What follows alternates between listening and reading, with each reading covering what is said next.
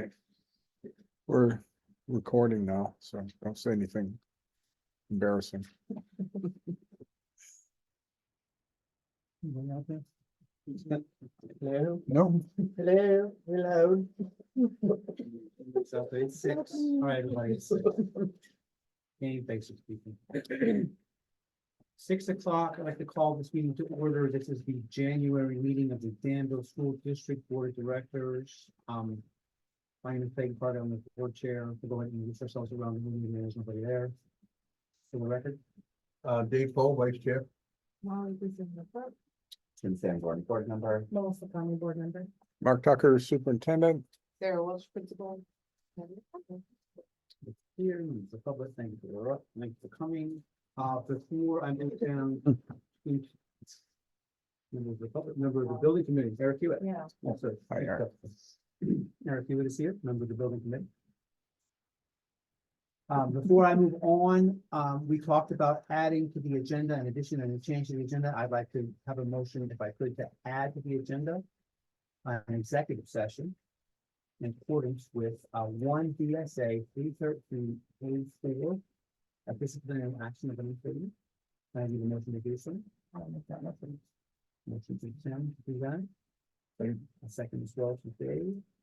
I have a motion and a second to add an executive session. All in favor?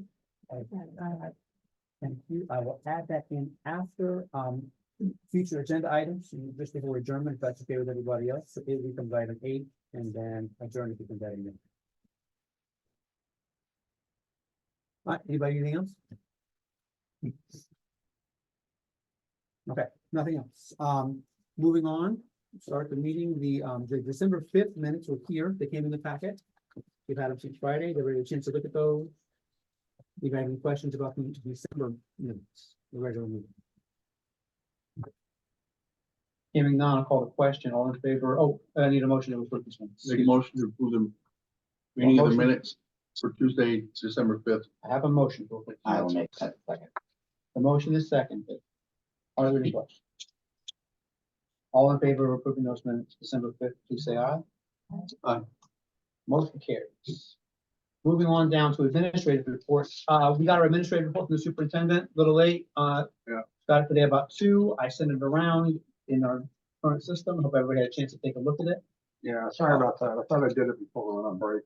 I didn't.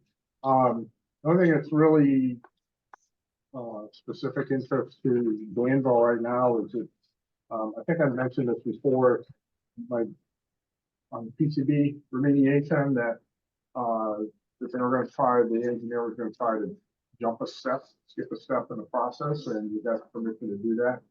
You don't have to go through the process. They don't have to go through the process of developing an evaluation of corrective action alternatives for the PCB problem, because there aren't alternatives. It's one thing to do, and that's to get the material out of the building. But he got permission from DEC late December, just before vacation, to skip that step. And so they're moving right through the process of writing the corrective action plan, which will describe what has to be done to remove PCBs from the building. And so that's work will take some number of weeks, because everything takes some number of weeks, but we avoided a step that would also have taken some number of weeks. Just outline one alternative that we weren't going to, didn't need to do it. So looking forward to seeing that. There's an outside chance that this may be resolved before I retire. Right now, it looks like the only one of the 3 buildings. At least in Danville, right? Yeah, at least in Danville will be resolved. And then there'll be more stuff coming. The legislature comes back, I think, next week, next Tuesday. So there'll be bills floating up. I'll probably write an initial, here's what's on the legislative horizon for the year, particular things, of special interest. So I'll let you know there. You get that stuff in the school board report too, but I zero in on a couple things that I've heard about, one of which is potential legislation to ban student use of cell phones. So I guess I have mixed feelings about that, because if it comes from the legislature, he's going to tell him how it will be said. So how do you enforce that, right? Well, because they'll mandate it, and then we'll have to figure out how to enforce it. That'll fix it. Once they mandate it, then it's fixed. Right, Got it. but we'll see. Um, All right, any questions for the superintendent? Pass that one. All right, the student services report you got on Friday. Everybody have a chance to look at that one? Anything from you there? Yeah. All right. I'll move on to the principal's report then. Principal's report. Ladies, do you have anything to add to what you gave us last week?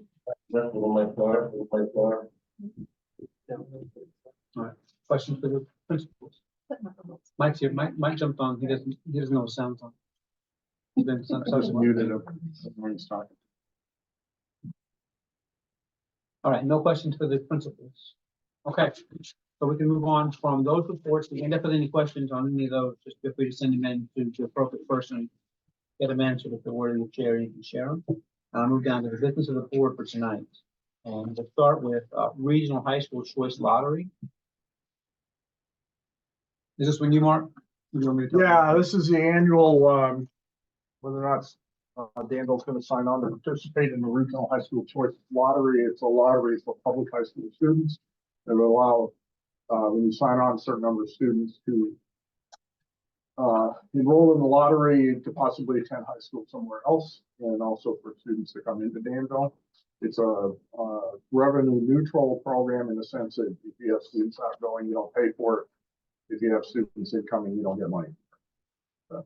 Danville's participated for, I don't know how many years, all the time that I've been here, and has always agreed to allow 5 incoming and 5 outgoing students. We have 3 students, I think, here now on lottery this year. I would recommend to the board that you continue to participate in that lottery at the 5 and 5 level. That's worked well for Danville, and if you're willing to do that, you can either tell me to sign the agreement, or I can have Clayton do it if you approve that. I have it here. All right, board. Everybody understand what I'm talking about? How many do we usually have going out? Is there? Never had, Oh, we don't we have never that. had anybody Oh, ask to okay. leave. Public school to public. School. So Public schools, public. schools. 0 go out on average, As year long as after I've been year, here, and a And couple it's come in. just- It's just high school. Right. So the question we get every year is, can my child participate in lottery and go to the academy? Yeah. So Right. So this is on the board. If you'd like to act, you can let me know. Yeah, we want to act. So if you want to participate in the regional choice lottery, the superintendent's recommending that you participate in the regional high school choice lottery and allow as many as 5 students in and as many as 5 students out for the upcoming school year, which is the 24-25 school year. We usually submit it. It's done either way. You I did can sign either it. authorize me to sign it or the board there. So, Up to you. I mean, so we're both sitting right here. we're both sitting here, so I don't. What did the line say? For the Board of School Directors of Danville School, signature and title. So it does All right. nothing. So, So I'd like to make a motion. please, sir. We participate in the regional high school choice lottery for the school year 24-25 with up to 5 students. Motion, in a second. And I'll sign it. With the approval of the chair to sign it. Inherent, yeah, it's inherent on the form. Yeah. Okay, so, yeah, I think we can add it as a motion, and then I'll sign the form. I have a motion on the table. Can I get a second? I'll sign it if you get a second. You second? Again. Second here. All right, any questions about this? All in favor? Please say aye. So this motion carries. I'm gonna sign this real quick.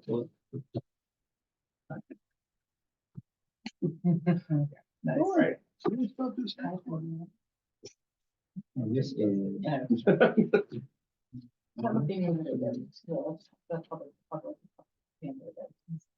Yeah, this is, Like in the statutes, not like something that. this is specifically a regional high school choice lottery regional for public public high school schools. choice. So it is in the wording of this agreement. Okay. But yeah, we didn't add that provision. I think that was the easy one. So I'm gonna move on now, if you can, to the FY 25 budget. And some of the last numbers that we have come in, I don't know if we have, if we're gonna have the full information yet, but I'm gonna turn it over to the superintendent and also to Michael Concessi, who's here. So, you had the draft budget in front of you. You knew what the budgeted expenditure increase is going to be. We were sitting and waiting for CLA numbers, which came in. I got the big spreadsheet this afternoon at 5 o'clock. Carolyn, Molly, did you see them before I did? I just got a message from a St. Johnsbury board member asking if I'd seen it, so that's why I heard about it. Yeah, I mean, I got a spreadsheet at 5 o'clock. Yeah, it was around that time. I sent it to Michael. I don't know if he's had time to plug that CLA number in. It went down 15 points. Something like that. Considerably. 10 points. 10 points. About 10 points from last year's number. But Mike is going to explain to you how the budgeting, how the tax process has changed because of the weighting study and because of Act 127. So where we left it, this board didn't know our people weights either. Right. So we have We to have start, that. we're gonna start from scratch. Now we have the people weights, and now we had what the yield was gonna be based on those people weights, but we couldn't discern anything from that information because we didn't have people weights and we didn't have the CLA. Right. So that's probably where we need to start. I should just mention that there is no, you might decide to approve the budget tonight. We can't even warn it yet. It's too early to warn it. We have some time. You want to stop and reflect on this. Or you may look at the numbers and say we have to make a change. So Mike, you want to jump in here and can you hear me? Yep. Sorry. I can hear you. Okay. All right. So do we want to start from, I guess, maybe the top of what information we have and how the long-term weighted average ADM for the pupils, how that changed and how it impacts the budget? Yeah. All right. So should I start presenting my screen? You think that'd be a good start? Let me give you that. Yeah. ability. None of us have. Okay, you can share your screen now. Okay, let me see. Share screen. All right. And let's share this right here.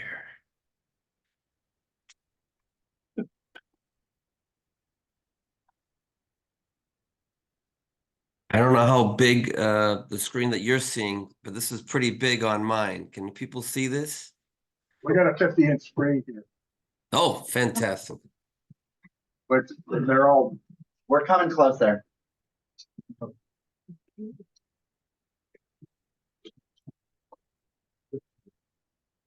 You're good. We're very close now. Good, good. Thank you. I'm glad to hear that. All right. So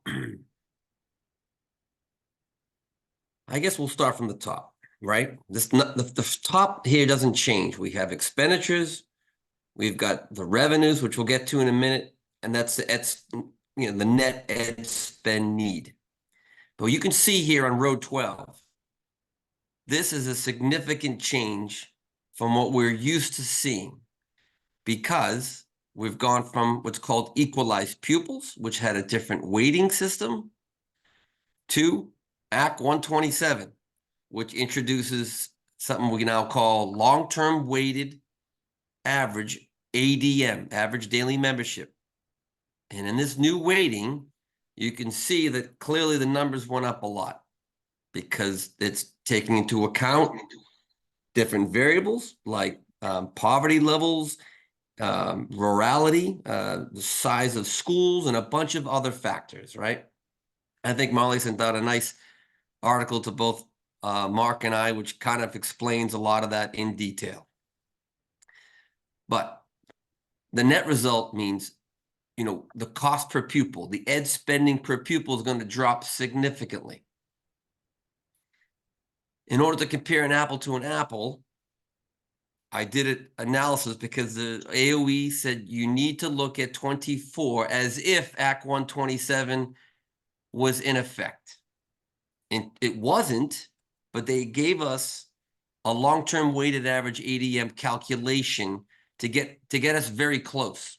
And I'm going to show you what that looks like right now. Yeah, I know. Don't worry, I'll fix it.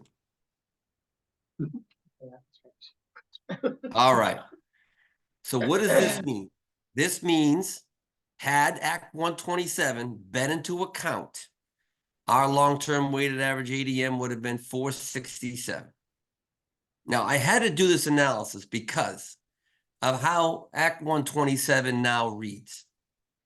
Okay, so let me just scoot this over just a little bit so you can see more of the good stuff here. Because what they're saying is, and this is an important concept that we all got to get our heads wrapped around, even though you guys are not impacted per se, and I'll explain why in a minute. They want you to get to an apple-to-apple calculation of an ed spending per pupil. I couldn't do it before because equalized pupil number, you remember from the previous, was 310. So that's not even comparable. That changes the cost per pupil by like 7,000 per child because you're not looking at, again, a comparable data point. So they make us do this to say, okay, what is the difference year over year? And it is awesome that this is a decrease, believe it or not. Because if this was not a decrease,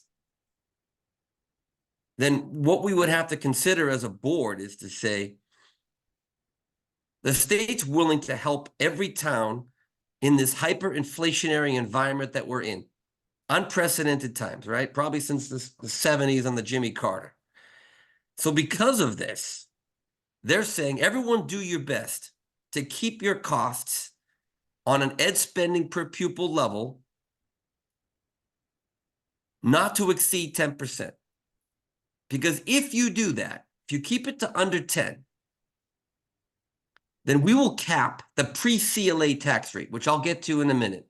I just want you to see that we're in a good position. Thankfully, we don't have to make any cuts unless we want to in order to get the cap protection. Because that pre-CLA rate is all you can really control. Then, of course, the CLA was dropped in our lap today, and I'll show you what that impact is, and it's ugly.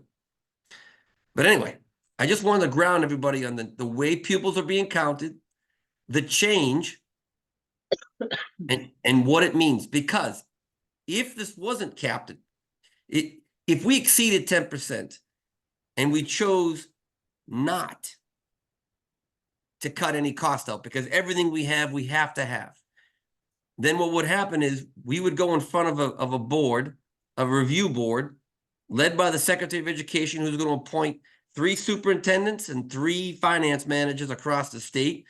They would review our budget and scrutiny, and they will determine whether or not we're making excessive spending. And if they choose to go that path, and they vote that we could have avoided taking cost out, then we would not get the 5% protection pre-CLA, and we would lose it for the next 5 years. So the story gets ugly, and we do a financial colonoscopy. The whole thing goes ugly. So it's great that we don't have to do that, and we're eligible for the 5% cap. All right, let's get back to the tax rate thing here. All right. So the yield we knew we had the long-term weighted average ADM. So here's what the tax rate would be normally. But because I just showed you the fact that we're not greater than 10% year over year, we're going to be eligible for the cap. So it would be $1.49 had we not kept the per pupil spending down. So now we're going to be eligible for the 5% cap. And if you take your calculators out and you had $1.37 pre-CLA last year, 5% higher would be $1.44. What does that mean? That means we're up about 7 cents, 6.9 to be exact.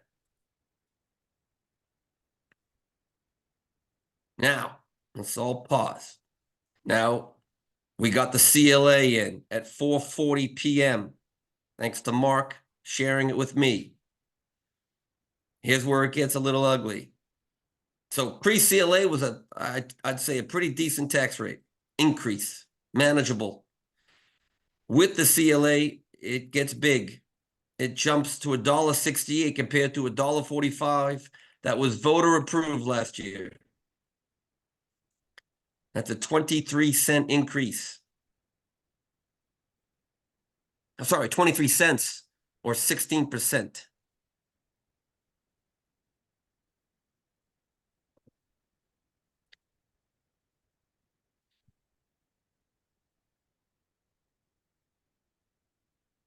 We can explain what's causing, go ahead. That's down. We can explain what's causing the cost increases, a lot of which are not in the control of us.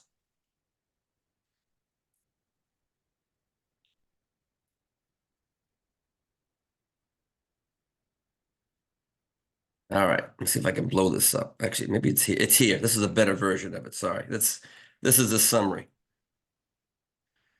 We may have already reviewed this, but we'll review it again. What are the cost drivers from 25 versus 24? It's broken up into these buckets. 94% is explained in this walk. We have 2.2 additional FTEs that were previously ARP-ESSER funded. Now they're going to be 100% grant funded. I'm sorry, locally funded. So that compensation and benefit increase is 175,000 based on these positions right here.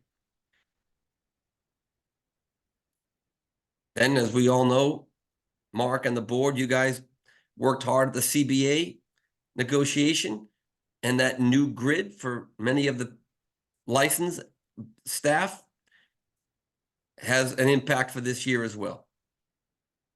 Healthcare is up. CTE vocation tuition is up. Some small discretionary spend to get things where our principals need. And then lastly, the after-school program, because that used to be ARP-ESSER funded and now it's not.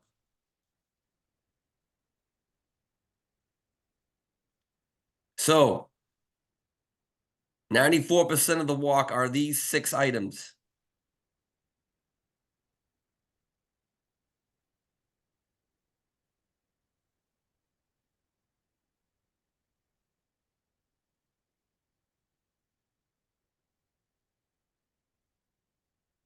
Now, revenue, what can we do to help mitigate that?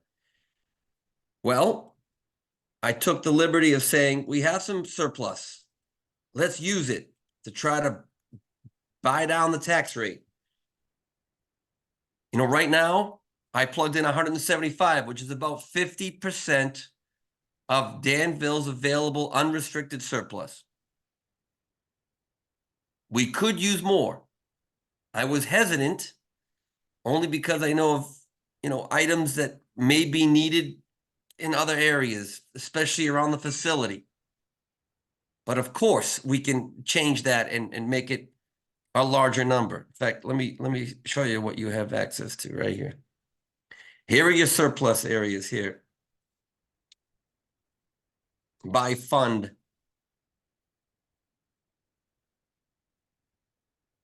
So we have 350 of Fund 1, local Fund 1, unrestricted. 354 to be exact. We have 28,000 in capital fund. It's 45,000 still in the mission and vision reserve, and we used almost all of that 518 of the special education reserve. This was for the year that we're in to help offset the spike in special education costs.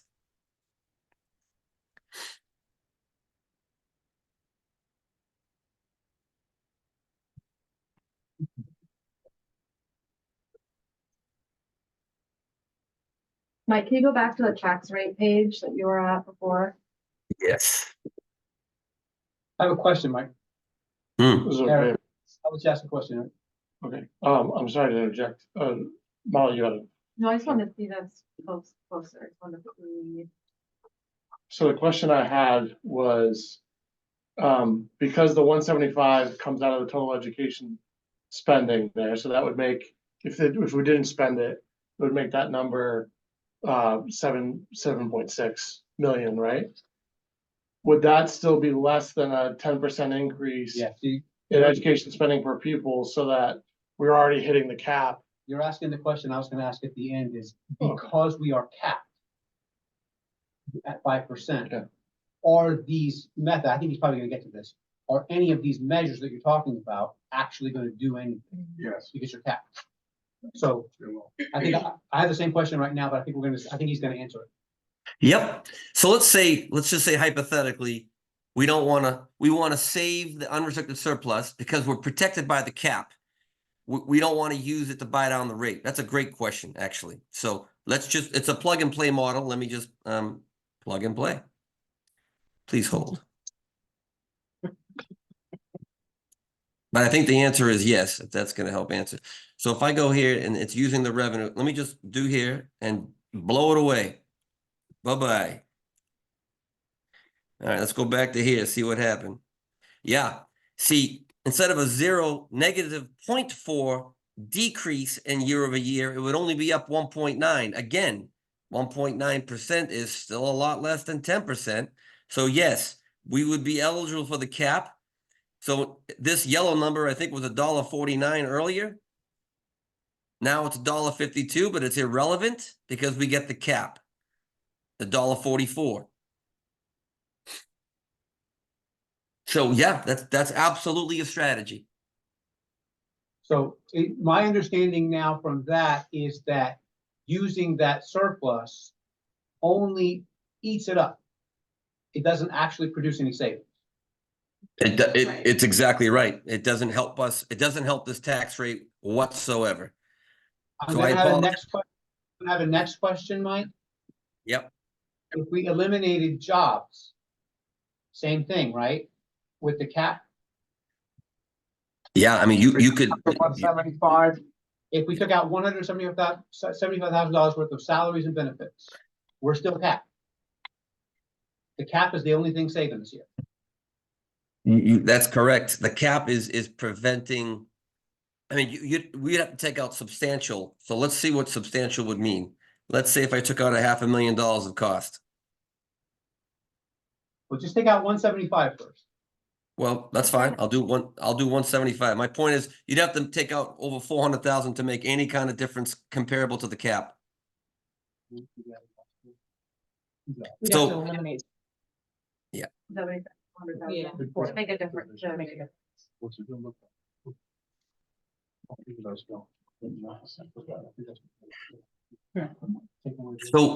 So I just plugged in 450, $1.75 went right back to the $1.49. Whether you take cost out or add revenue in, the impact is the same, the 175 to $1.40. It would have been $1.50, sorry, 49, right?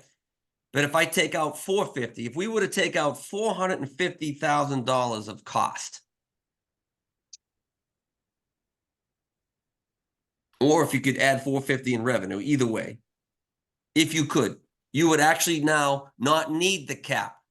Now you'd be at $1.43. You'd be Well, 1 yeah. cent under the cap. So that's not feasible. Yeah. So that's not, that extra, that number don't be. I need to get to. And the Not cap much- is, the not cap much is is just split this year, between- right? As far as we know. No, for the next 5 years. Oh, it's for 5 years? Yeah. Okay. Why don't you say under 10%? Yeah. 25, 2.5. But the only revenue that you can have in the surplus and the jobs, you take away out the surplus. and Mike, jobs. is it fair to say, based on those comparative numbers that you had, that Act 127, we basically broke even essentially, or there was not much difference for Danville in terms of benefiting from it in poverty and No, you have to look at the comparison of the long-term weighted ADM for the 2 years, and you saw that the numbers jumped significantly from last year to this year. but in his comparative of last year to this year, that those numbers were the same per pupil, right? Around the same per pupil, weren't they? No. No. More weighted students this year. Mike, go Okay. back to the first Okay. screen that you showed where you were showing. Yeah. Yeah, in fact, let me level set this again because I think it's causing, because it's a plug and play model, it affects all the other tabs. So let me adjust. This is the original budget as it is set forth and presented. Let's just start with that. And we had revenue in here, which we just removed. I can plug that back in or I can leave it out, but let me plug it back in just so we have an apple to apple of where we started. Okay, so Molly, your question was, let's go back to that first comparison, year over year, under Act 127. Right. So pupils, we have more weighted pupils. And believe it or not, those weighted pupils, based on the new weighting system, is allowing us to absorb this, what is it, $700,000 increase that we're facing without any real impact. People are aware of what's going on, so it's helpful to know that we did. Nobody's gonna understand this at all. Well, not all this, not all this, so people know. This is part of our problem. This is incomprehensible. No, Well, but I think Molly's question was good, though. I think it internally as a board to understand, how did the LTM, how did the Act 127 impact us in this environment of a cost increase that we really couldn't control, right? It's a lot of money going up that we really have no control over unless we don't want to have these positions or cut an after-school program, which I think would be detrimental. So the point is, we're able to absorb it through the increase in long-term weighted average ADM pupils, sorry. the thing that's killing us is the 10-point drop in CLA, which would have been the case in any year. Regardless of what we did. Agreed. It's devastating. If the CLA had just remained constant, guys, we'd be looking at a 7-cent increase. Right? If this 85.59 had been anything close to 94 point something, it'd be 7 cents. The CLA is driving an additional 50, is that right? 16 cents. It's driving it 16 additional cents. Huge. But No, that's 16%. That's 20 something. no, 16 cents. Look, the delta between, here's what I'm trying to say, between this number, Yeah. this is the increase versus the original increase pre-CLA. That's 16 cents. 7 versus 23. The CLA is driving that. There's a 23-cent tax increase from last year to this year because of CLA. the CLA. 16 cents of that is the CLA. Okay. 16. Anyway. Right. It's a big number. Make no mistake about it. But again, I know it's really easy to get caught up on the rate because it is a rate. We have to show it, and it does impact people. But remember, when we talked about this page before, it's just a reminder. How does Danville fund its education? 32% are funded by residents, 68 non-residents. Even within this 32%, only 22% are paying that full rate. I have to change these numbers, by the way. I didn't have time. Now it's going to be $1 high. It's $1. What is it? $1.68, not $1.45. This is last year's numbers. But the point I'm trying to make here is only 22% of the residents that are up here in this gray line are actually going to pay that full rate. The other 68% are paying either a flat, income sensitive, or a combination of income sensitive and homestead. That's important to at least digest so you can communicate to your constituents accordingly. Not everybody's impacted by this $1.68. But won't the income sensitive people see some increase based because the Yes. year is, yeah. the No, year is based on- yes, they will. So very good question, Molly. Let's get to that. That's a great point. So here it is. I have a section down here just dedicated to income. Okay. The cost per pupil weighs in here. So pre-CLA, income sensitive rate, you take the cost per pupil, you divide it by the income yield that the state gives us. That's your pre-CLA income sensitive rate.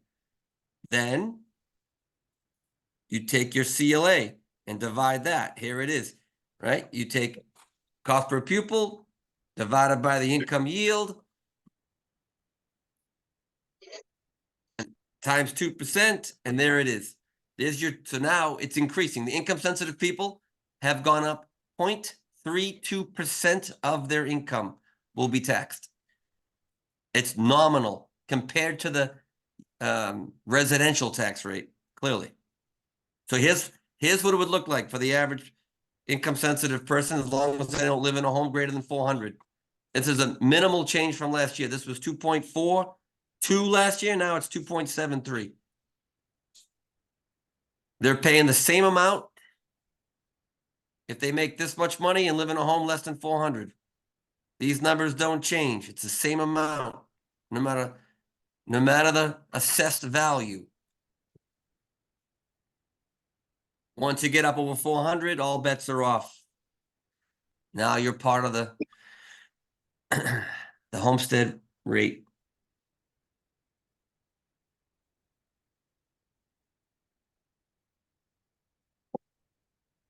But my only point previously back here was just to say, yes, it's a big increase, but it does impact a smaller percentage of the residents of Danville.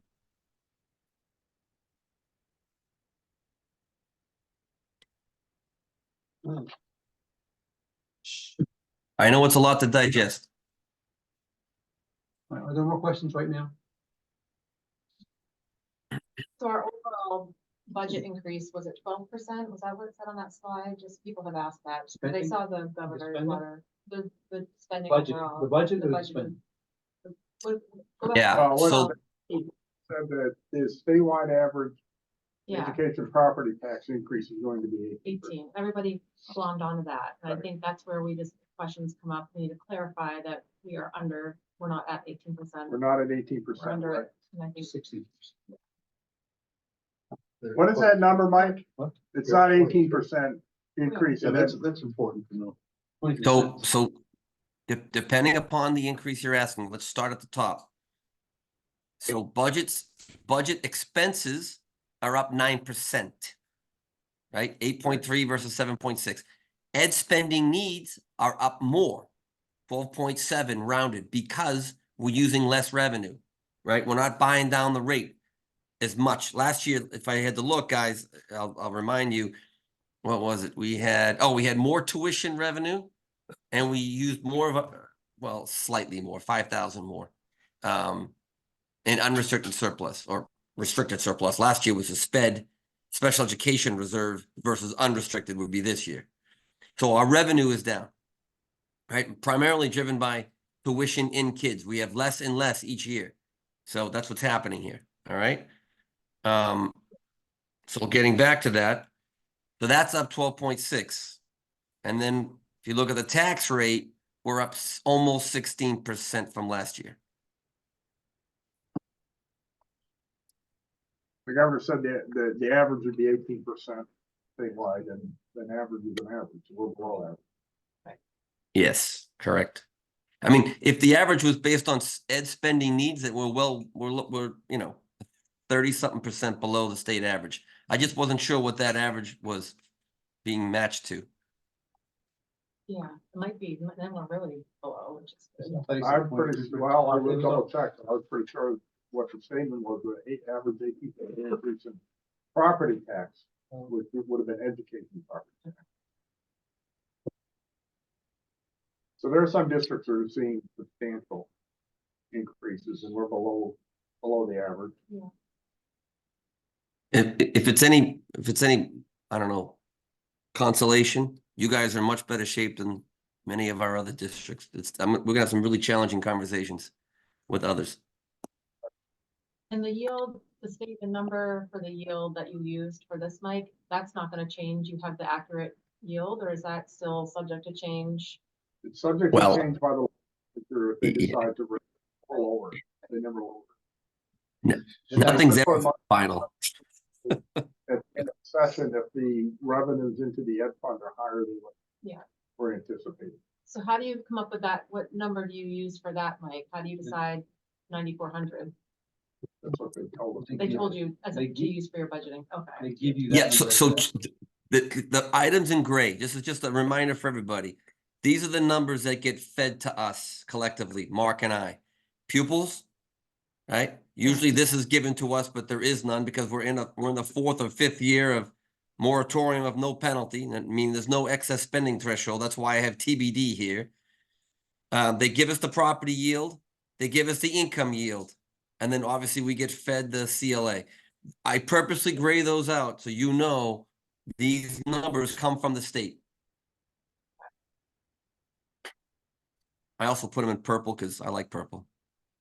All right. Good to know. Anyway. Okay. Mike, I'm gonna have a question from Dave Toll here.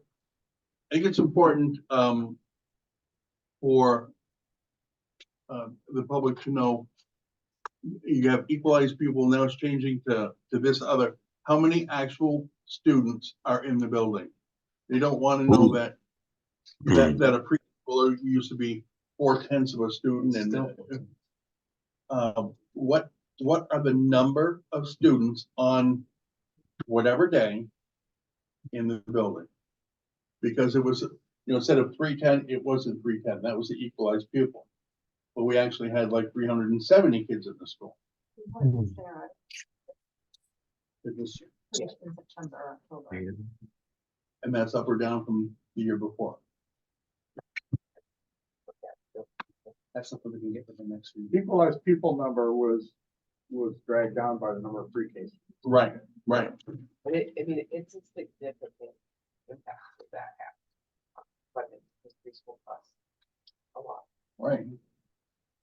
Hey, So now Dave, I they're- hope this is helpful here. Let's see if I can blow this up. Preschool's not. Yes, they have. This year.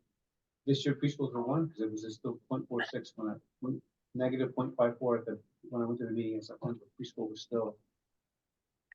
Oh, maybe I'm wrong. I thought they washed that out. That could be something we can look into, but when I looked at the numbers, it was still, they were still counting preschool kids as only 146. and they were a negative 0.54 is what they're counting that. And that was on the one that said You're right, non-English you're right. language learners are at 2.91. So that's that same chart. And we can look that chart up, but I don't think that changed. And I think that's still an expense that we have.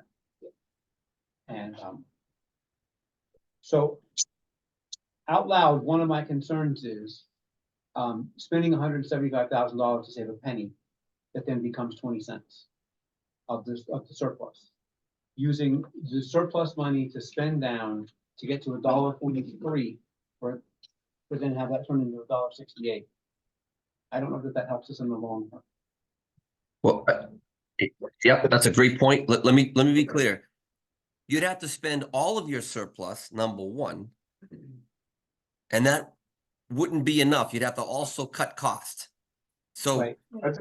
Mike, I So- think what Clayton's saying is why Why are we spend the doing it? 175 surplus money if it's not gonna buy us anything? no, That agree, gives you agree, a agreed. negative benefit that is then immediately erased. Yep, so let's just plug and play right now. It's a rainy day fund and it isn't raining. Let me get rid of it. We're flooded, bud. We are flooded. No, that's extra, The forecast is. Yeah, it's, that's extra so money. because of That's and this is because of the capping. Because of the capping, we can't go up more than 5 cents pre-CLA, 5%.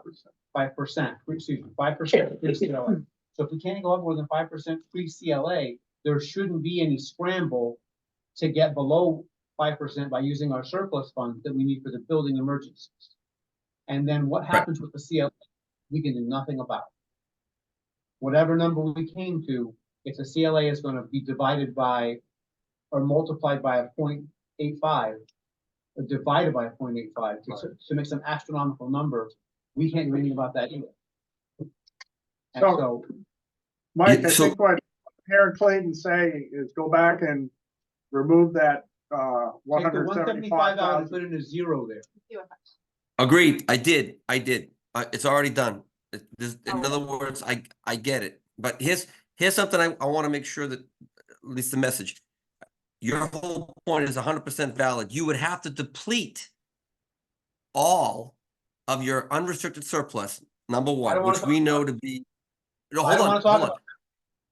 about I just want to give you an example though. I Hold don't on. wanna talk about it though. Right, All right, fine. they don't want to spend any of the surplus money. They want to hang on to all of it. It wouldn't make a difference. You wouldn't get any benefit out of it. You would drain it for I'm nothing. aware. That's all I'm trying to say. I am aware of that, Mike, and I don't want to discuss it further. Okay. So moving on to the next question, not using the surplus. If we took away 2.0 jobs, let's just say, though taking away 2.0 jobs also has a negligible effect on this budget because of the capping. Yes. Correct. Taking away 2.2 jobs has it. Only taking away 15 jobs that we can't afford to do.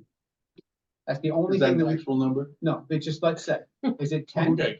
Yeah, what is our number? What is the actual number of jobs that we would have to If three is eliminate? an actual number, then If, is it 9? 450. What was it when you put in 450, Mike? You did that as an exercise. Well, that's what I was trying to get to, but it didn't want to be entertained. But you'd have to take out 450 from a combination of either spending surplus or taking jobs out or cutting costs somewhere, like an after-school program.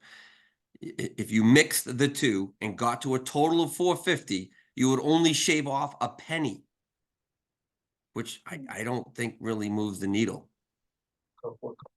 So I don't think it's worth it. That was the point I was trying to validate. It's not, to do all these things wouldn't give you any real benefit.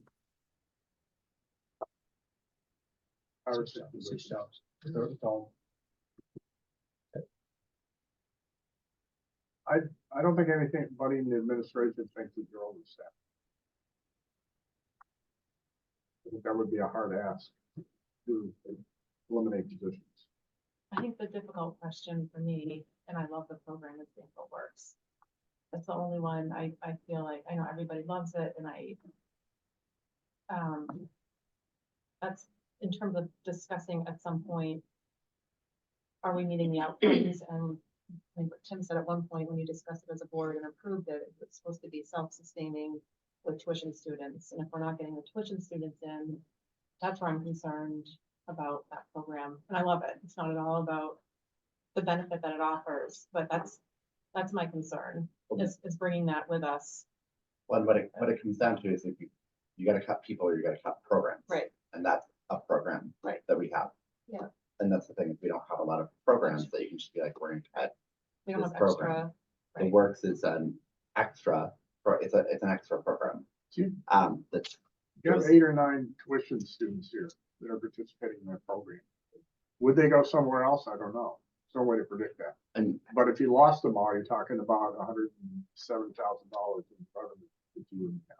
right, and I think, you know, I don't think anyone's advocating for that, but I think we do have to look at what would the difference be realistically, Right. plus Even or minus, is if it- we got rid of the program. If you, Um, is it zero sum? Right. Right. Is with this capping, does it do any? And that's the rest of this Mhm. equation tonight. One, and if you lose those tuition students, Then it's, then that's, you know, so that's the double part. then it's, Yeah. then it's, Right. that's actually doubly detrimental because you still can't change the cap and then you lose the revenue as well. Right, and I think it needs to be said.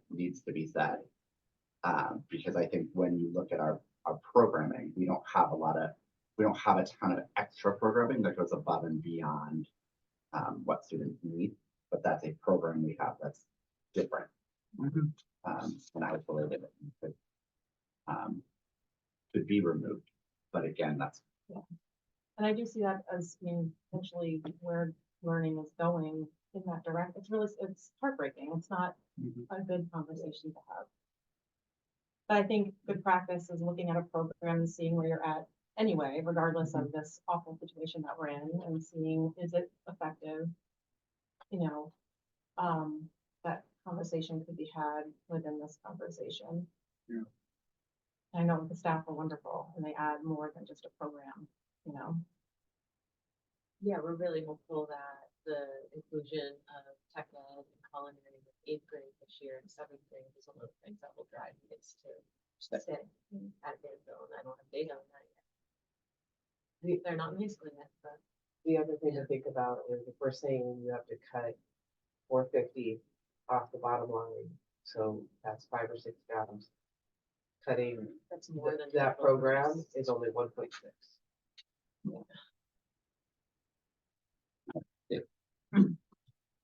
What's it gonna take for that program to be self-sustaining?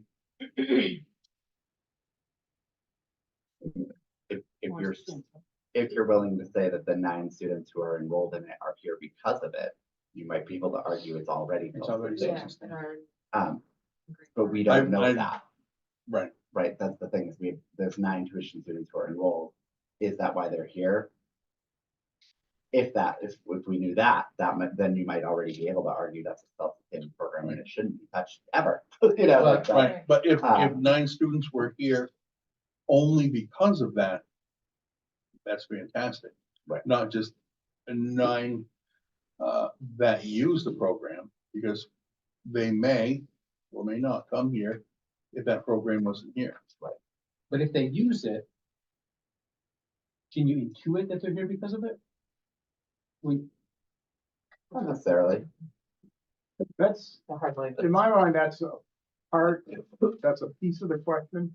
The other piece of the question is how many other students who are Danville resident students are participating in that program because it meets an educational need that's not provided by the traditional education model. Right. And if you take that program away, you're not just, it's not just a concern of the impact of loss of tuition students. You're also impacting Danville residents. So we didn't do it to attract tuition students. We did it because we have students, Danville resident students, who need to learn in a different way and are being set up or positioned to go to, 11th and 12th grade tech programs because they've been engaged in the Danville Works program or something here that keeps their interest level and their participation level up. And potentially is keeping some of those kids from dropping out of high school.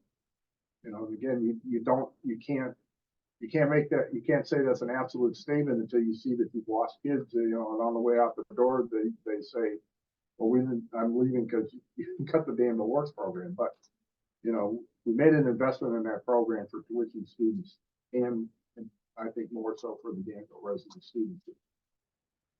That want a technical education down the road and need to be present. You need to see the possibility why it's important to stay in school, stay engaged, keep their grades up so that they can become eligible to be accepted into a tech program in 11th, 12th grade. and it's not just for that purpose Right. too. I don't want us to think that Danville Works is so narrow and focused that it is a funnel to other programs or to a singular set of futures. It's really not. It is really about a well-rounded education. I know that sounds really corny and maybe trite, but it really is about life skills for all kids, even if you're that student who's going to a 4-year college and going to go get an advanced degree. Do you want to learn how to cook for yourself too? I was one of those students who took AP classes in high school and was therefore, my school is a voc tech in high school, but you had to pick a track. And I think it's essential that at Danville, you don't have to pick a track. You can be an AP student and you can go take compass class, or you can take SOAR, or you can dabble in building things so that we, as an 18-year-old with a plethora of skills and not just finite. It becomes very much more difficult to say that you offer flexible pathways to graduation. Yeah, we can't You if you don't. get. If you get rid of it, you need one. Then we- I think because Mr. Schilling had to fill in as or accepted the position as a principal, one of his concerns were these programs. And I made a statement that if it was going to take a year away from these programs, that it would be fair to add a year onto the expectancy of it being self-sustaining. So that said, I would be okay with allowing this to continue, but next year it might be a long discussion. I think we need to think about how you would even begin to break down the the monetary value of the program, like what does it actually cost us to run and the tuition students that are in it. Because again, it may already be self-sufficient, and I don't think you'll have that data until you have kids who've been in it for a while, and then it's going to be survey data. You know, it's going to be what was the impact of this program to you, and I hope that we're asking kids that at some point. You know, I think that, but it's also, it hasn't been in effect long enough for to track its overall impact. Look at numbers of money, but in terms of the impact it's having on a long-term outcome, that's gonna be hard to say at this point. I think that's worthy of a longer discussion in terms of how do you actually want to measure the benefit of that program. We don't have those metrics right now. And it gets tricky because you're talking about applying quantitative values to qualitative programs, right? Dollars and cents to hope for experience outcomes. So there's always a tension or disconnect. So it's a worthwhile evaluation. I'm looking at that one because I think there are real. Or the kid comes back, there's data, you know, if Yeah. the kid's enrolled 1 year, comes back the next, it's returning, you know, that's data there. Like, there's still maybe a way to show something that, and it's effective and. Your classes are full. Right. your classes That's a are- metric, you know, like Right, what's right. your cap and are you close to it? But that, you know, there's, yeah, I think that's a longer discussion. I think it's important that we mention if we're looking at savings, like that we talked about it. I don't think any of us are saying, let's cut a program it's to not see a- what it'll do.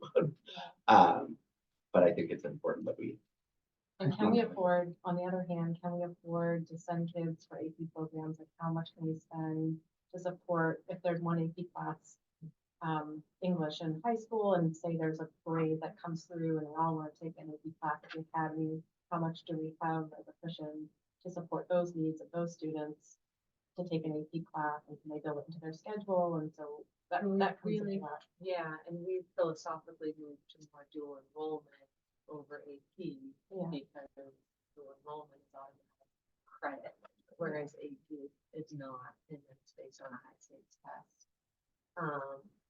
And you have to follow AP rules for how that class operates and those sorts of things. So the dual enrollment is kind of an enticing option for students. Yeah.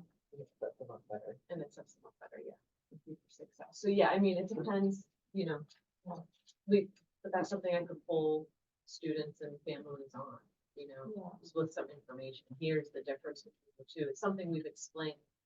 Simon does a beautiful job, Simon Fisher, in explaining it when we go to our 8th grade talks. You know, when people ask those kinds of questions. Here's why you see we have a couple of APs, we have these higher than but that's what we're seeing is benefit. So for tonight, for right now, on the dollars and the cents of this budget, because of the capping, without spending up all the surplus, we agree we should reach, and without cutting the number of jobs, it's not possible. We can't do very much about changing the number that occurs before the CLA is applied, which is capped at 5%. Once the CLA is applied, that's where the damage is done.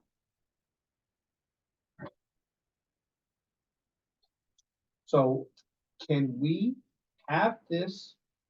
We, the board agree that the surplus stays the surplus for right now, as we're gonna continue to look at this budget. If cutting 2 jobs doesn't make any savings, and we agree that what we want to look at in our emails tonight from Mike is this budget with the cap, 5%. 5% increase, and then when we meet again, that's the budget we're talking about, or do you want to try to do something, do you want to try to propose things to change it? Because I didn't see it was possible to change it by more than a penny, and that's before the CLA, which then changes it by many pennies.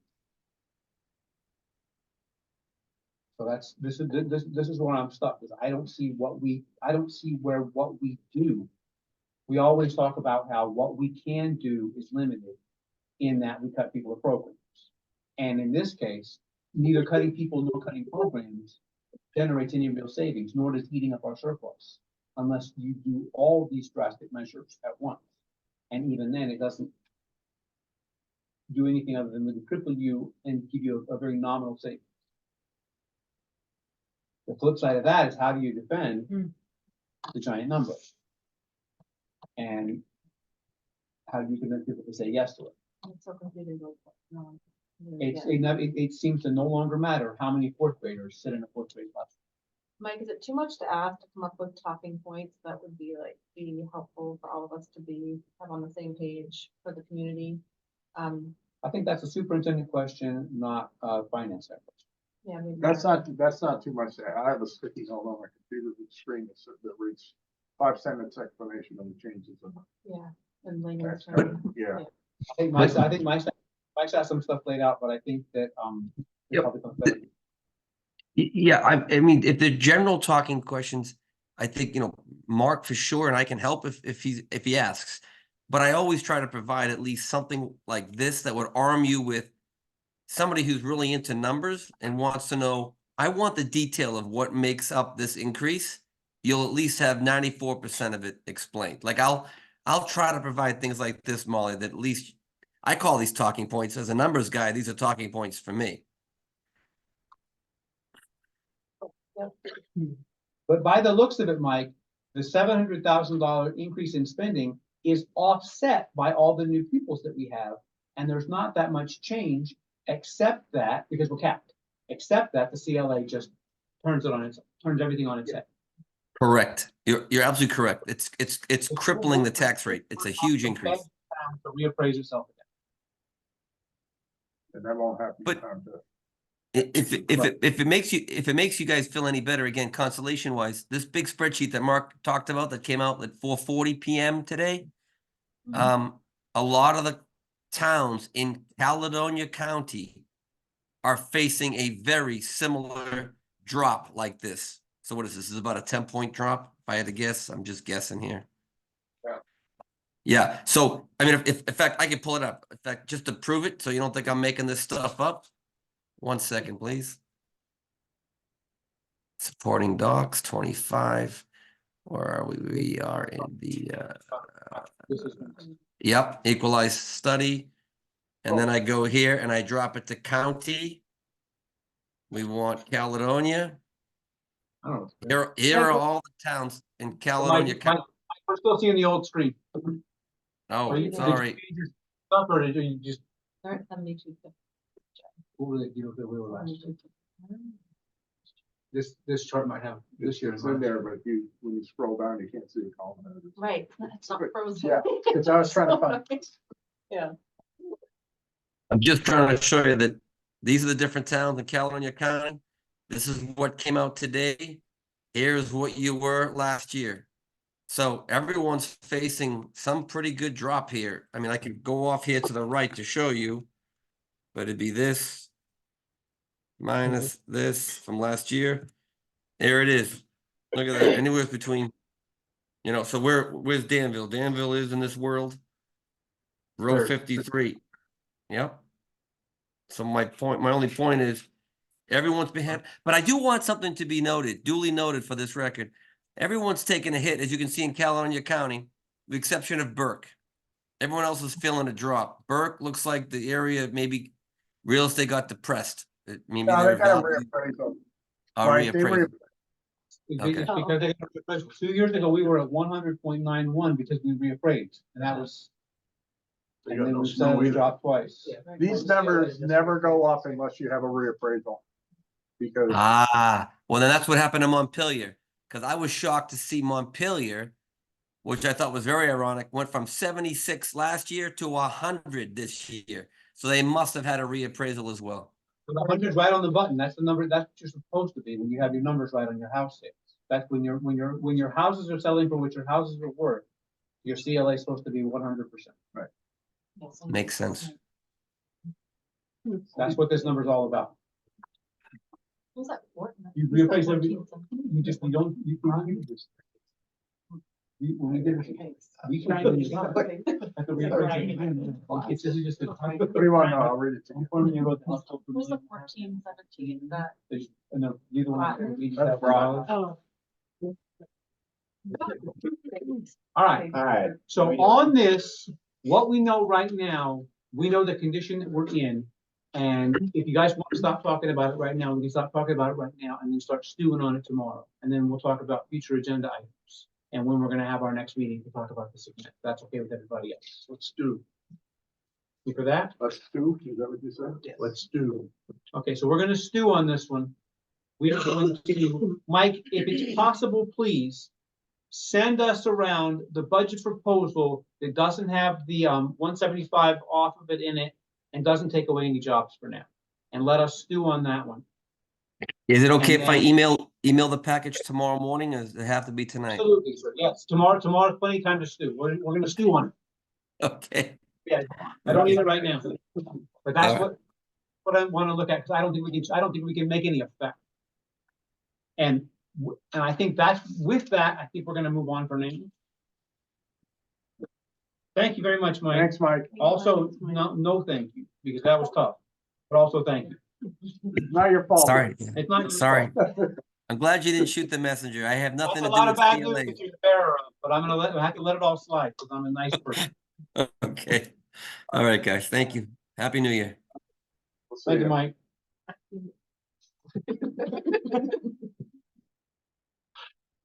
All right. Deep breaths. Okay.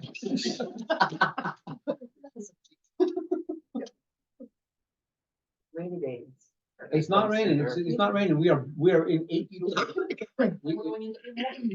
Yeah, it's all we are is just in 8 feet of water. Right. Okay. So the next thing on building committee plan. So we haven't had a meeting. We probably need to meet with the building committee, who's still willing to show up, talk about some of the stuff that Eric's got over there that he's gonna want to take the mic and then come with you on that meeting, and some other things that we talked about with the building, some of the progress that we've made. And we have a meeting scheduled for next Thursday. On the 11th. So we have a meeting scheduled for next Thursday, and what I'm hopeful is that we can push that meeting back by an hour or so and have a school board meeting in front of that meeting, to talk again about the budget, so we can put anything, and maybe have that meeting starting at 7. But I think that we need to sit as a group and just discuss the progress so that we don't just stop having the meetings. I don't know that we have much that's been acted upon, other than we just meet and get together and it's a short meeting, so we can maybe anticipate a meeting. And we talk about the progress that we've had with NASDAQ, and we talk about some of the stuff that we're looking at with the survey, and then see if we can determine any next steps, and then just set some more meeting dates that we put on our schedule. And that would be next Thursday. Did NASDAQ, is that? Yeah, I meant to tell you, as an addendum to my superintendent report, that signed a contract. That's in place. I just this afternoon got spreadsheets to fill out to get the enrollment summary. What happened since the last meeting is that Twinfield popped up and asked for the same data. And within their parameters, NASDAQ parameters, you do both districts. Oh, good, okay. So I signed both districts up, and you're only gonna pay half. Oh, good. So I didn't get into It's 53% versus 47. I just said, well, it was 50/50 just to make it neat and clean. And so whatever 50% of 995 is, that's what it's actually. It went up to, it was 975, went up to 995, then it was half. So it went up 50 and it's half 20, but it's under the 1,000. Anyway, so you're gonna pay less than what you Now it's approved. half of that, so. So I have to sit down and look at what they're actually asking for, get those sent in, and then we'll start. work. So, sorry, I meant to mention that. That's okay. So, and this is just, the spreadsheets will be coming, we'll have some more data, hopefully, and we need to talk in that meeting probably about people waiting and about how also students are counted, so I'll probably seek out some data that we can talk about during that meeting. And I'd like to have that meeting on next Thursday, but I'd like to have it at 7. So, and if we can get a quorum of the board members, then we can just tell the committee that that's when. After the facilities meeting? No. From 6 to 7. No, meet for 6 to 7 for Danville board. after the Danville board meeting, the facilities committee will meet. And, We have traffic upstairs, so we have to be there for the building to then. And are we agreeing that the goal for next Thursday is to approve the budget? we're agreeing that the goal for next Thursday is in the meantime, between now and next Thursday, and I'm not on future agenda items yet, but would be that we have to come to terms with this. Right. We have to come to terms with how we're gonna present this to the town. And we have to, if we have any ideas of how we can be efficacious in changing this, I don't see any now, but we're gonna just do. Sure. And our goal is that next Thursday, I'm gonna probably ask you to be up or down. It's gonna be action, you're gonna be up or down on whether or not we can present this budget to the town. I'm just saying that because we're starting to creep closer, we are creeping closer and closer to the deadline for actually warning and getting it published. 111, yeah, 111 is the action day. It's 111? 111, 111/24, whatever it is, 111, next to all. That's the drop dead date? No, that's the Oh, I date, was like, that's the date that I'm gonna ask you for action on this budget. Okay, but what is the? I have Absolute, to look at, it's somewhere around the 17th or 18th that we have. So the constraint is that you can't sign a warning prior to 45, more than 45 days prior to the election date because you have to allow for the possibility of petitions to come in. But it's somewhere around the 18th of January. Okay, 45 days back from town meeting, that is some. So technically speaking, you could approve the budget that late and sign a warning that night. I would like to have a little bit of buffer. It's between 30 and 45, or it's between 40 and 45? 30 and 45. There's a couple of dates in there. You can't sign a warning any earlier than 45 days. It can't be any later than 30 days. 30 to 45, that's, It yeah, can't be 30 to earlier 45. than So 45. it's So your drop dead date is 30 days from town like meeting the to sign the warning. Right, But but your But the town- interceding thing in that, Clayton, is we have to get things Town to the reports printer in time to Yeah. get the town reports done, so. Tougher, for sure. Have it on. We got that figured out. Say again? The date for the town reports is 20. Date for the town, yeah. of We- January. We've got we have the mechanics of getting the reports done. so if things aren't settled on the 11th, there's room enough to have another meeting. Yeah, there's room enough to continue it on the 11th. it's very little. Very well. I just, we can always do it on Saturday. That's about that. if we've done- So then we'll meet on the building committee, just take everybody who's still around up. And then we'll see if we have any pathways forward. And we'll talk about the work that's been being done by people, the industrious people who are doing what they're supposed to do. And hopefully set some more meeting dates. So plan to meet on the 11th, once. I'm likely gonna have to zoom into that. I'm in, take it, Zooms are available. All right, good on that. My next one was gonna be, I have to write a letter for the town meeting, for the town report. And I was gonna talk to you guys about themes, but I can't imagine the theme is anything now but the CLA. I can't imagine the theme is anything now, but do you want me to include in there the thing about curing the last budget? You want me to include in there anything? Obviously, we have to hire a principal, upper school principal, that we can talk about, but that's not what we're talking about. We are going to be beseeching the town in that letter to look at our budget and to look at our budget with an open mind and to understand that there's factors beyond our control. So when I write that up, it's going to probably be, it's gonna sound like a plea. It's gonna sound like a plea to understand, or to try to understand, or to ask questions, if you would, come to the meetings and ask questions, to try to understand what's happening with education spending, and why it looks so drastically different from the year prior, which also looks so drastically different from the year prior. Because in the 2 years since we started doing this, we've started to be able to explain better who pays what. But now, we can no longer effectively tell people how many kids are in the building, because the number doesn't make sense based on how many boys and girls walk through this door. It's not 528, and it's just a difference. And it wasn't 310. And it wasn't 310 the year before, more than 310 the year before, now it's not But we can 528. tell them what the current. We can tell, enrollment. right, we can tell them what the current enrollment is, but that's not the number that factors in what our education costs are. And we are capped on spending. So some of this, I have to write this up and then I'll send it around, and that's not board business, that's just an informational letter. So I can send that around to be edited for themes, but I gotta get on writing it, so I was putting this on for myself. I think it would be helpful to include that we are obviously aware of the global issue and we're not making decisions in a vacuum, but this is gonna look huge and they got a $70 million total school a year ago. So we took that has been not In their been considered, yeah, that has not been under consideration for more than. I know, but that I was know. just such a hit that people, it's still in the back of their minds, they know that number was there. And we need. The only reason that number is not still there is just because we've chosen to put that Right, number well, that's what I mean, aside. I think highlighting some of that, Continue- that we're we have being continued to really put that number mindful and aside. considerate of. That's the first paragraph of your letter. Mhm. Yeah, we're aware of this and we're being thoughtful and mindful and we know that this situation's awful, plus this situation is awful too. So we're starting with that. And we've considered Maybe a little more Consider- positively. this and this and this. More regular. I just think we can't, that needs to be in there on everybody's That's mind coming into this, that the whole state is dealing with this, but then we also have a significant challenge on top of that. That's coming down the pipe.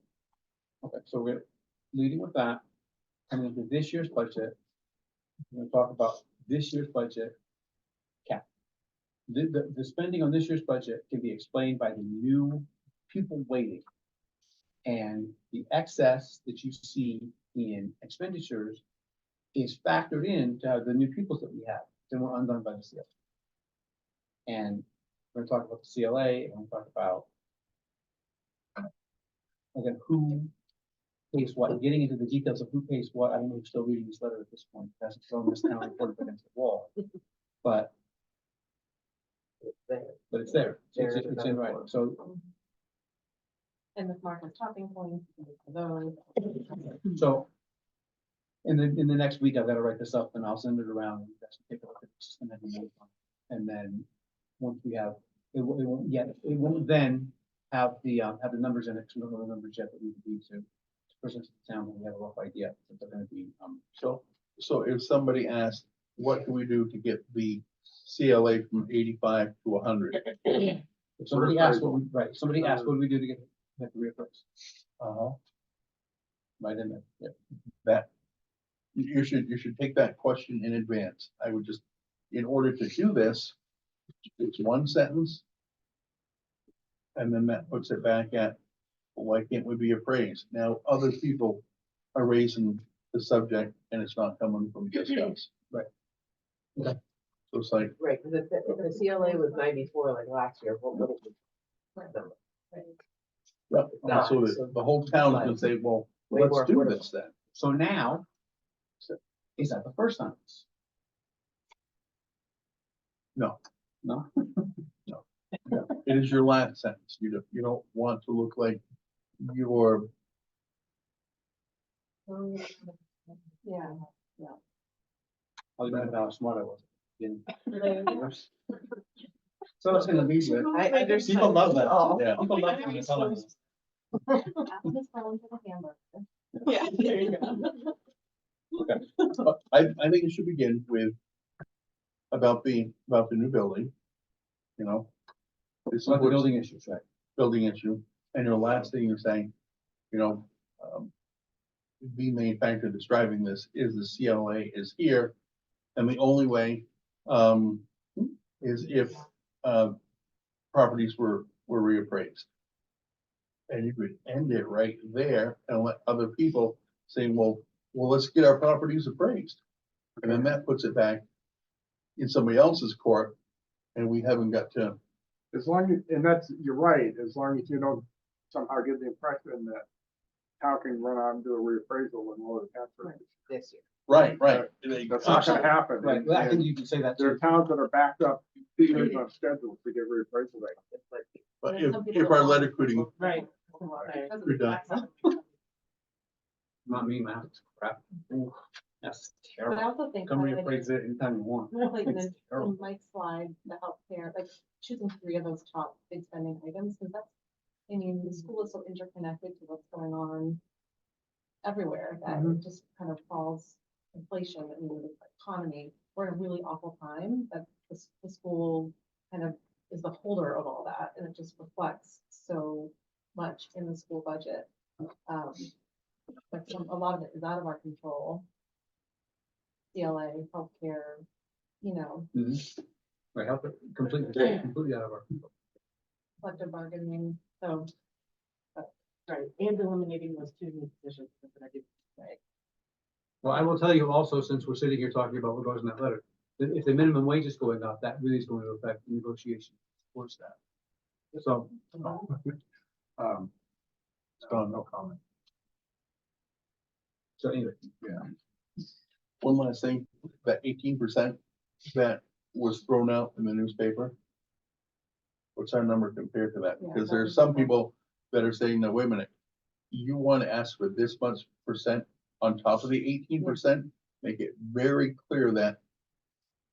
we are doing- despite these other things we have left. Right. Right, we're under the To the top. governor's projection for. Only make it sound smarter, what I just said. Try that. Yeah. All right, so I'll be working on that this week. At some point. Okay. So that's that. That's what I have, that's what we had on the board agenda for tonight. Somebody going to public input? I just wanted to ask for another building committee meeting since. We need to meet, so Yeah. I think that before you asked, it was, and that's not why I thought you were here. I'm happy to see you, but at the same time, we need to, the building committee needs to meet or it's gonna dissolve itself. Yeah. So we don't want to do that. Yeah, I mean, I guess my point was like, if we don't, then we've made the decision. Right. And Right, I mean, it's a decision, but yeah, Are we sure we'll about- go back and we'll stare at the wall and then see if there's a precipice and decide wall or precipice. And we continue to look, that's all we can do. So, thank you for that. Mhm. We covered future agenda items. The next agenda item that we have to deal with is the budget on 111. The next agenda item we have to deal with is the building committee on 111. And we'll work up an agenda for that one in the next day or two here. I'll work with Polly on that. Sir, I did just know, we got somebody else in the meeting that I didn't know, Lindsay Wheeler. You want to ask her if she had public comment? so public comment? But I'm available for public input. She didn't put her hand up. She's good. No, does she know to do that? Yeah, she is, Oh, okay. she's been my friend for a dozen Okay. years. and- Lindsay, did you have anything for public comment? No, I'm just tuning in to listen. Okay, So this- sorry about that. I She's a didn't dis- notice you. Show me how to stick your hand up. I did. If Lindsay wants to talk, if Lindsay wants to talk, she knows. Okay, all right. I just didn't want to- Okay, great. So, future agenda items. Next meeting dates, we have the future agenda items, it's budget, it's building, in the building committee, it is the work that we've done in the building committee, and we'll put that agenda together. And then I'll put that agenda out to the building committee. And then, at this point, as previously added on, I need to bring this forward into an executive session, please, under 1 VSA 313A4. And this is a disciplinary action for an employee. And in this meeting, I'd like to have the superintendent present and the 2 Oh, building. you're gonna reach out to him? Okay. You want? We're going along with Want to do it. that? Yeah. I need a motion to do so. Wow. I have a motion to It's all go into willing. executive It's all session, question of 1 VSA timing. 313A4, I mean, yeah, to include the I'm pretty superintendent. flexible on schedules. so- So, I'm talking about his time. Sorry. So Just I have that because it's motion on the people table. that see. Yeah, no, I Second, totally Yeah, understand. but I'll tell him you're gonna reach out and you can negotiate time to sit down. Yeah. Okay, all right. and then, I think they're. and all in favor, please, of going into this executive session? Lindsay, I've got to ask you to leave now that I know you're here. All in favor, we're all in favor, right? Everybody, going? So we are in and comes out of executive session at 7:44. The board takes no action. And now I'll entertain a motion to adjourn at 7:44. I'll make a motion to And a adjourn. motion to adjourn. Second from Dave, all in favor of adjournment, please say aye. Aye. We're out. Well, can you second the, executive session? Read my lips.